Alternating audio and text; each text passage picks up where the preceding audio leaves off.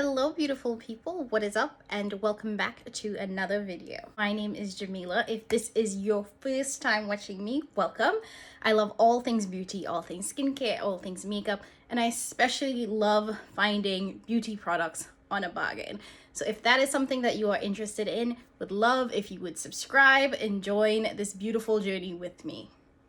So as you saw from the title of today's video, I will be talking about my 2020 favorite products. I will say that these are not necessarily products that were released in 2020, but the products that I used the most and the products that I loved the most throughout the year of 2020. I actually wasn't even sure if I was going to post a video talking about my 2020 favorites because we are in 2021, but I thought it would be important to actually have some kind of record so that at the end of the year I could look back and figure out whether the products that I was loving in 2020 are still the same products that I loved in 2021.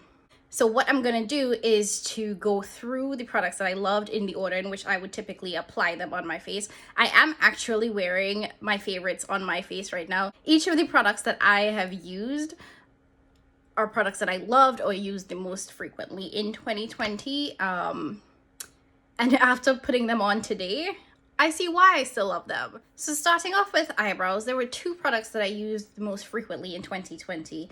The first being the Anastasia ABH Brow Wiz.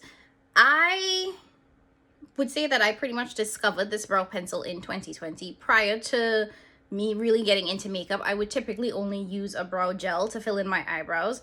But once I started diving into brow pencils, I found the Brow Wiz to be really easy, really creamy, and just perfect for filling in my brows the way that I wanted them to.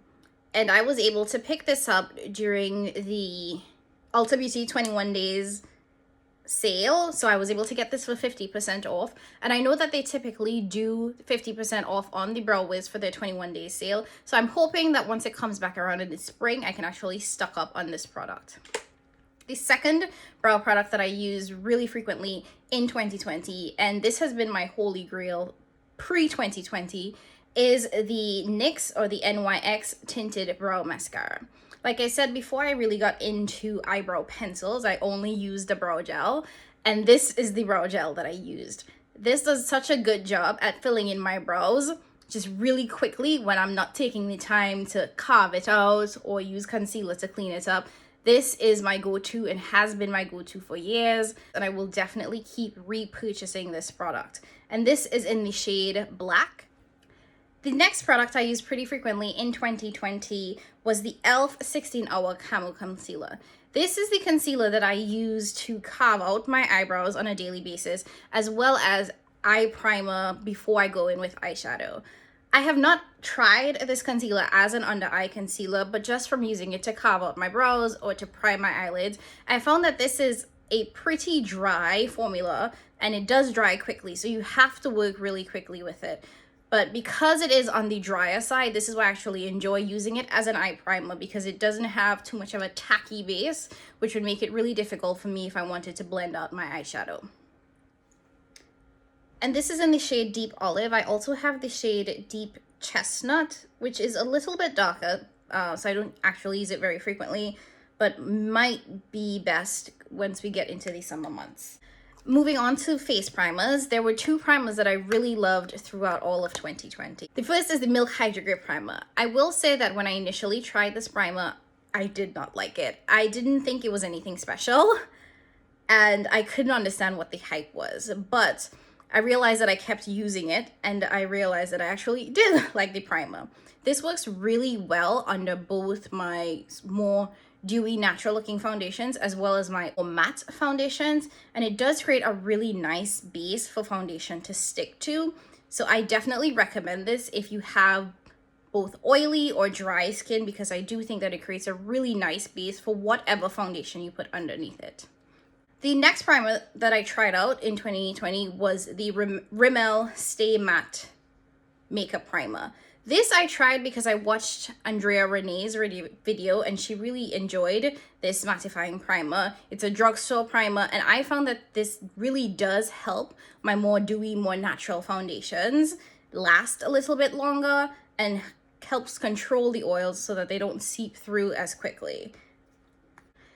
And next, moving on, I wanted to talk about foundations. There were only 2 foundations that I really enjoyed using last year. And that's because with the pandemic, I wasn't really wearing foundation under my mask. Because that's just gross, let's be honest. The first was the Urban Decay Stay Naked foundation. And I actually picked this up off of the recommendation of Tina, who goes by the Fancy Face here on YouTube. And she raved about how great this is. It's a matte formula. It does a really good job at controlling the oils. So I picked this up during the summertime. I will say that I love how this performs. It's extremely lightweight. I would 100% recommend if you have oily skin and you are looking for a really good matte foundation that doesn't look too matte on the skin and is a little bit more skin-like. I will say the coverage is more medium than it is full. However, I'm sure you could probably build it up to a more full coverage foundation.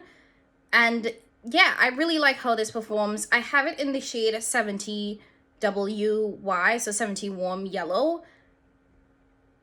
And I did pick this up in the summertime, and I will say that I have faded away a little bit because of being indoors and because it is winter. So it does run a little bit darker on me now than it did in the summertime, but it still works. You can still blend it out. It works perfectly fine.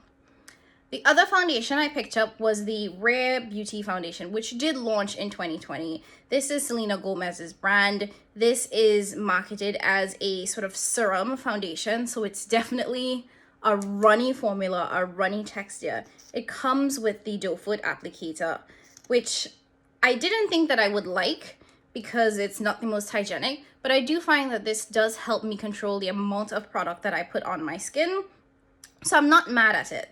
I have it in the shade 430W, and this is, I would say, the perfect everyday foundation for somebody who does not want coverage. It's extremely lightweight. It gives that no makeup kind of look. So if you are looking for a full coverage foundation, this is not it. And this is barely medium coverage. So I would say that you would get light to medium coverage, but not full coverage. But that's the coverage level I prefer, so I definitely recommend this foundation. And even though it is that runny serum type texture, I do find that it works well and it doesn't leave me oily and it wears really well throughout the day. Next up is concealer, and I only have one product that was my holy grail, and that is the Too Faced Born This Way Multi-Sculpting Concealer. And I have this in a couple of shades. I have Butterscotch and I have Chestnut. And this concealer I've been using for, I want to say, about 2 years now, and I just love how this performs under the eyes. It does a really good job at being hydrating and being really full coverage so that it covers up any dark circles or whatever it is you're trying to cover up under the eye. And I like that this is a more hydrating formula, so it doesn't leave my under eyes really crusty and dry. I love this and would definitely 100% repurchase these once this is done. After concealer, I have my loose setting powders. So I pretty much only had 2 loose setting powders that I really enjoyed using last year. And the first is the Laura Mercier setting powder. I think this is a tried and true formula. Everyone raves about it, and for good reason. It performs really well, and I think that this is the loose powder that everything kind of gets compared to and measured against. I have this both in the translucent medium deep shade as well as in the original translucent shade. What I do like using the medium deep shade for is to kind of set my face primer before I go in with foundation. So if I know that I'm going out for the day and it's a particularly hot day, or I want my makeup to last longer and I don't want my oils to seep through, I found that if you set your primer with this loose setting powder or any loose setting powder, it makes the makeup last so much longer and it controls all of your oils from peeping through. But like I said, I love the regular translucent for setting the under eyes. It does not leave your under eyes dry and crusty. It does not cling to any dry patches. It just sets the concealer, keeps it in place, and prevents it from creasing throughout the day. The other setting powder that I found in 2020 that I fell in love with was the Dermablend Loose Setting Powder. I did pick this up during the Ulta 21 Days of Beauty sale, and I wasn't expecting it to be this good, to be very honest. I was so surprised by how much I loved this powder. And there was a point in 2020 where I was using this every single time I did my makeup, and I had to tell myself, put it down, try some of your other loose setting powders. You need to mix it up in your routine. That being said, it works so well. I love how this powder performs. I have it in the shade Cool Beige. I know that there are a couple other shades as well. This, I think, works really well for setting concealer. It, again, does not make your under eyes super dry, and it does not lead to any creasing from your concealer. Keeping with the theme of powders, I did want to mention my two face powders. So the powders that I use to set my entire face. The first one is my MAC Mineralized Skin Finish. This I have been using ever since I started wearing makeup. I love this. This is such a nice, fine, milled powder that does such a good job at setting the entire face and just like locking everything in place so that your makeup lasts all day. I have this in the shade Dark Tan, and this, I will say, is the face powder that I compare all face powders to and will 100% keep repurchasing because it performs so well. The other face powder that I used really frequently throughout 2020 was the Sephora Micro Smooth. I think this is actually technically a foundation, but it does provide more coverage than the MAC Mineralized Skin Finish. So if you do have a more light medium coverage foundation and you wanted a little bit extra coverage, I would definitely recommend using the Sephora Micro Smooth powder because it does give a little extra layer of coverage. I have this in the shade Deep, but I actually just got a new one and I went up a shade because I am a little bit lighter than I was originally.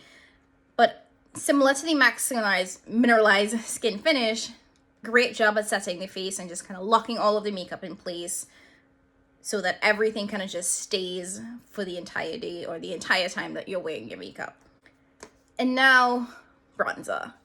So I think bronzer has to be probably my second favorite part of a makeup routine. For a very long time, I didn't wear bronzer. It was just foundation. And now I realize how dimensionless that made me look.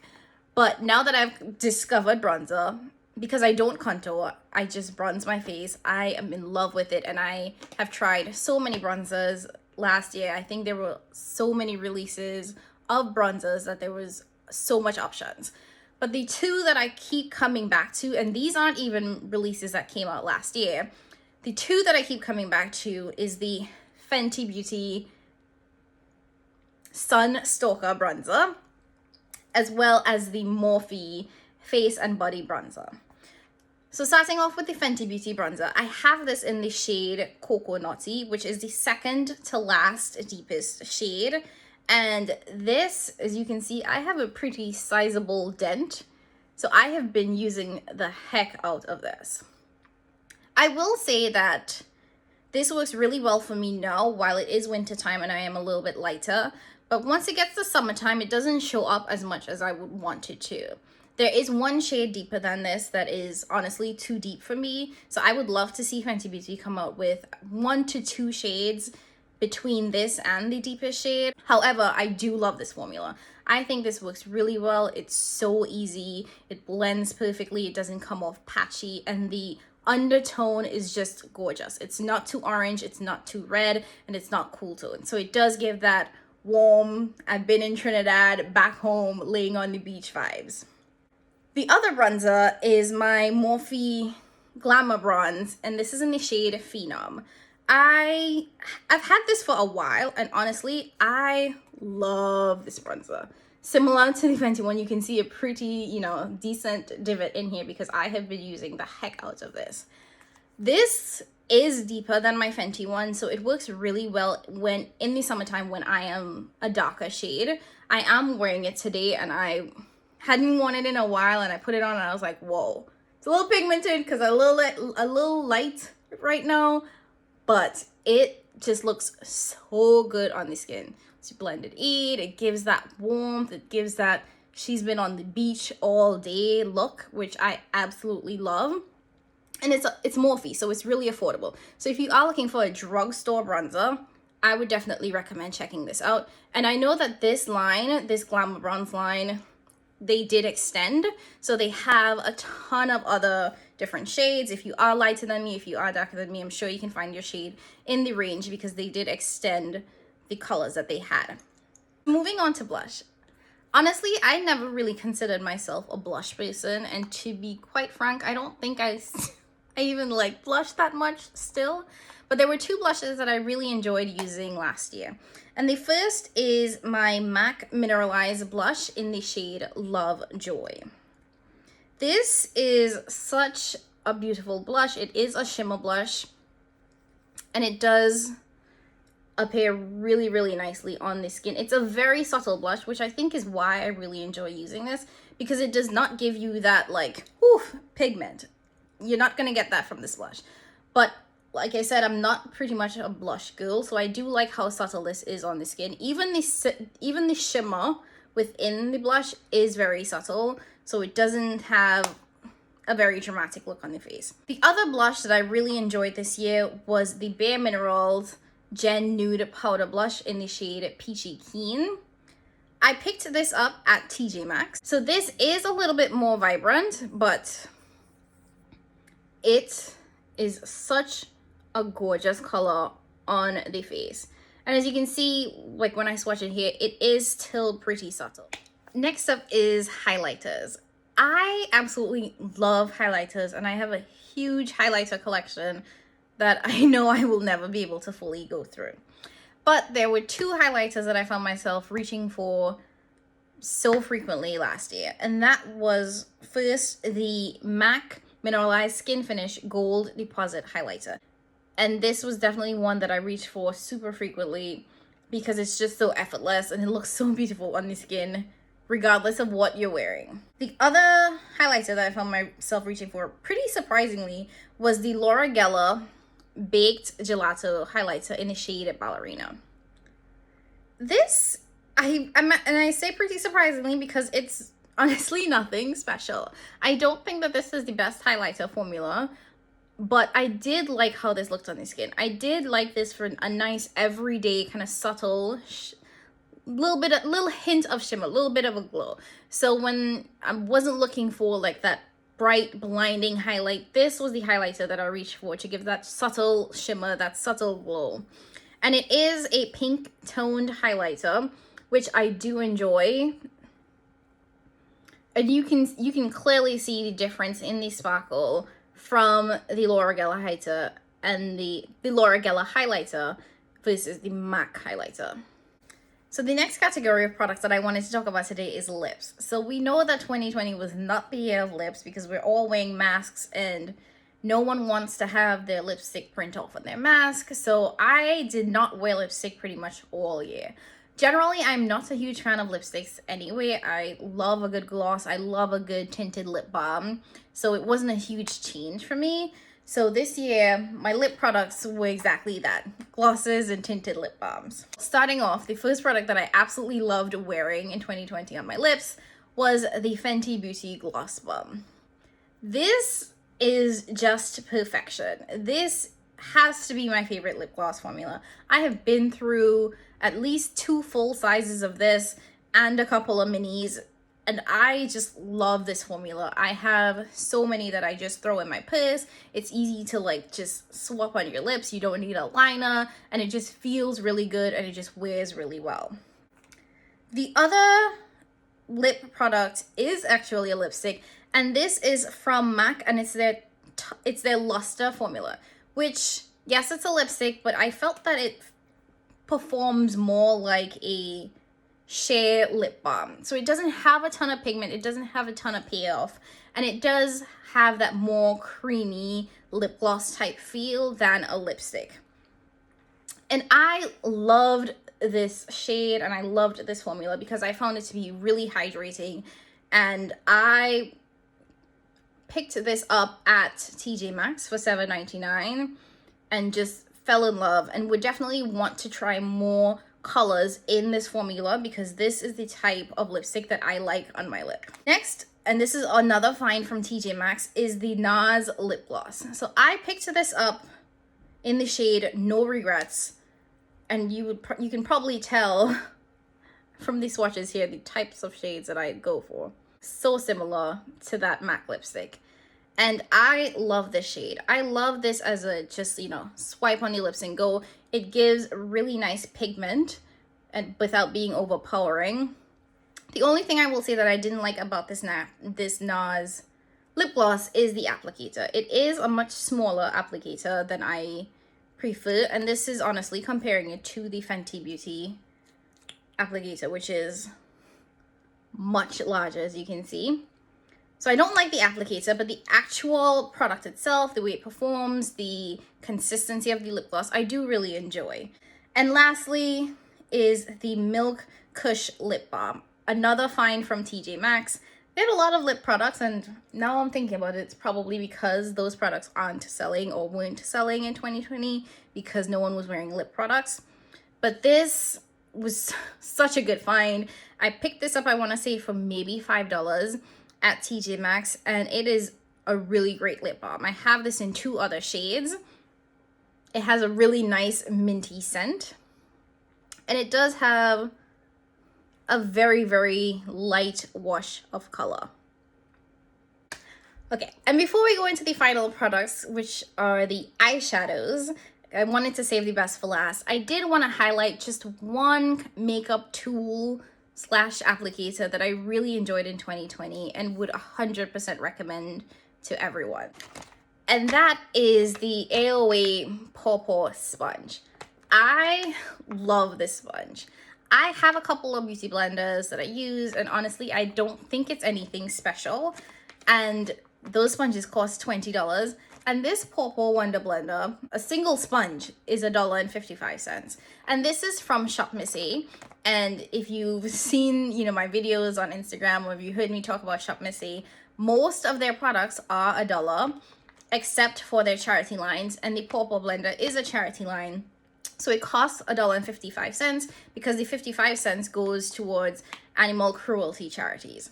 So not only is this a great product, but you are helping out a really good cause. It's extremely soft and it performs extremely well. I don't find that it absorbs more product than my other sponges, and I find that this does a better job at blending out my cream products, my foundations, my concealers. And lastly, eyeshadows. So 2020 for me was the year of eyeshadows. I bought so many new eyeshadow palettes. And that honestly is because with being at home and working from home, I got the opportunity to be a lot more creative with my makeup. Even though I had so many and have so many in my collection right now, these here are the ones that I kept reaching for all the time and literally had to tell myself, choose another palette. You need to try something else. Before we actually go into the palettes, I did want to highlight a single shadow. And I don't have a lot of single shadows because I prefer having everything in a palette so I can just reach for that and use that versus having to pick a bunch of single shadows together. But this eyeshadow, and it is the MAC matte eyeshadow in the shade Brown Script. I have had this for such a long time and I absolutely love this, and I need to get a backup of this.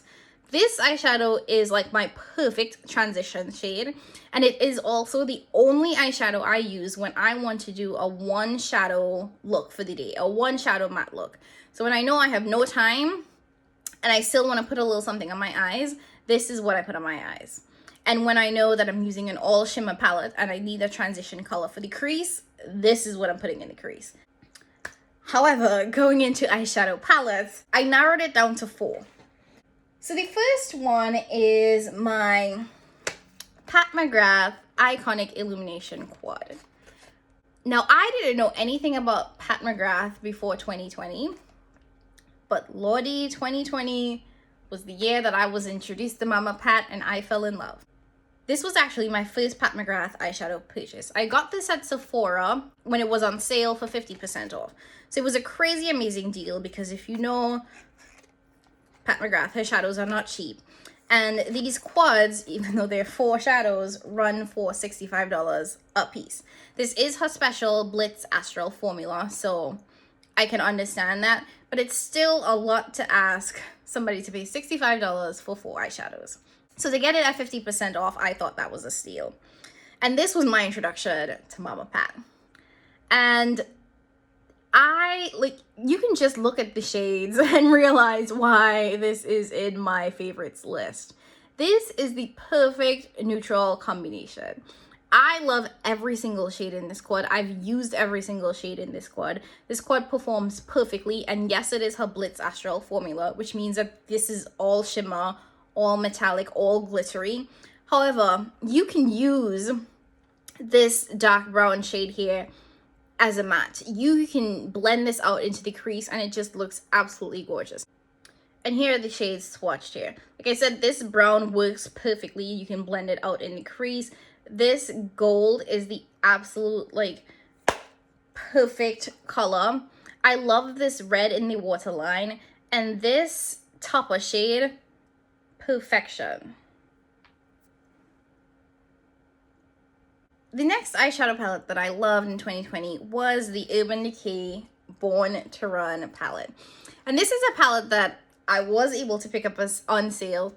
I told you all in the beginning, I love a sale and I love finding beauty on a bargain. So I was able to pick this up for 50% off from the Urban Decay website. And this is my first Urban Decay palette since the original Naked palette, which I didn't like, to be honest. I thought that the tones were too light for me. And these are the shades here. And I was really drawn to this palette because it has everything. It has those neutral shades that you can use for every day, a nice green, blue color scheme going on here, as well as these more pinky shades. And these are all of the tones that I gravitate to on a regular. I will say that their shimmers, while they are really nice and just absolutely gorgeous, they are not the most impactful. So if you are looking for a shimmer that's hyper metallic, hyper glittery, this palette is not going to give it to you. The reason why I loved this is because this is the type of eyeshadow that I like wearing to go to work.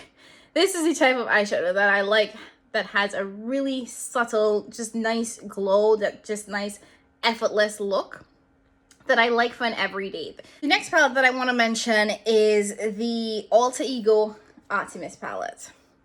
This palette did come out in the year 2020, and it is from the brand Alter Ego, which does do dupe palettes of high-end and luxury brands like Huda Beauty and Natasha Denona.